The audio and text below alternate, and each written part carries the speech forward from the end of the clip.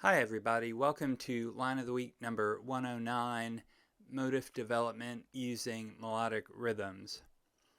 When I'm working on motive development, I lean heavily on Hal Crook's book, How to Improvise, and Jerry Bergonzi's book, Melodic Rhythms Volume 4.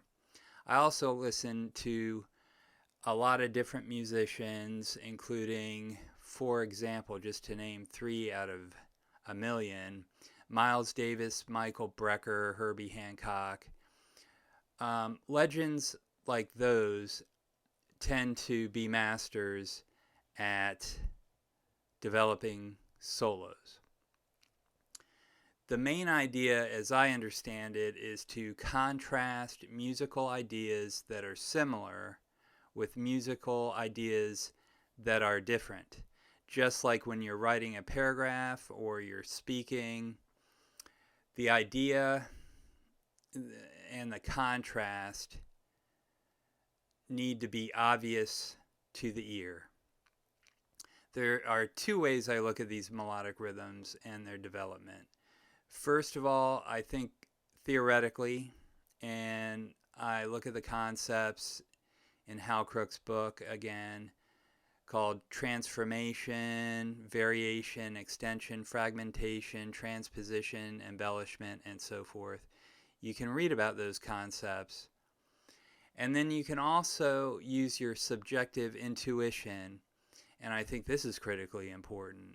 If it sounds awkward, you can play around with your ideas until you're comfortable with them, but keep focused on developing the ideas and having continuity and making sense with the continuity versus the change in the ideas. Also, I just want to add that these ideas apply to all types of music and instruments. I think it's important to play the type of music that you like, and also keep your mind open to new music and players that come along. But that's just my opinion.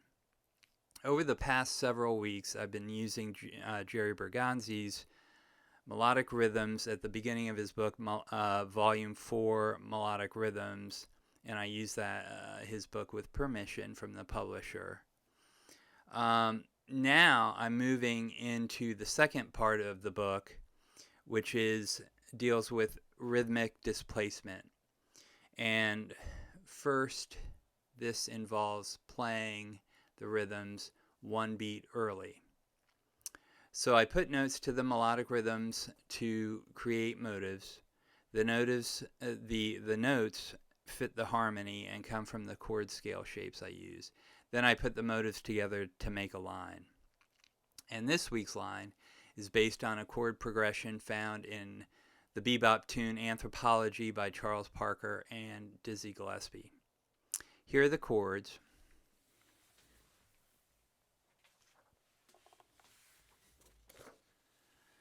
The chords are B flat 6 to C minor 7 to F7 to B flat 6, G minor 7 to C minor 7 to F7 to F minor 7 to B flat 7 to E flat 7 to A flat 7 to D minor 7 to G7 to C minor 7 to F7, and then it resolves back again to B flat 6. Here are the chord scales that I'm using. F pentatonic to B flat major to G flat melodic minor to F pentatonic to B flat pentatonic to B flat major to G flat melodic minor to E flat major to F melodic minor to B flat melodic minor to E flat melodic minor to C major to D melodic minor to B flat major, and then to G flat melodic minor. Here's the line with the Guitar Pro backing track that I use to make sure I'm getting the notes and the rhythm accurate.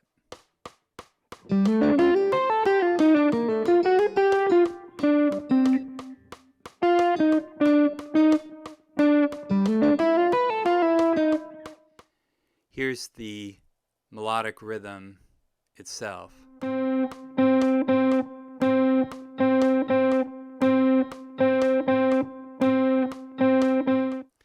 like to point out just a few things about the line.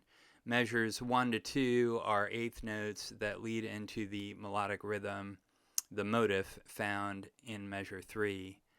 Measure 4 is mostly rests, and the rests are important to Hal Crook's play rest approach. It's very important not to just play without resting, so that your phrases are clearly defined. And then measure 5 and 6 include melodic rhythms, the particular motif that is the melodic rhythm that is stated again in measure 5 and 6.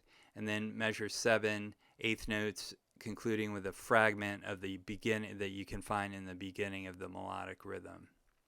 So that is it for this week. Thank you very much for listening, and we'll see you next week.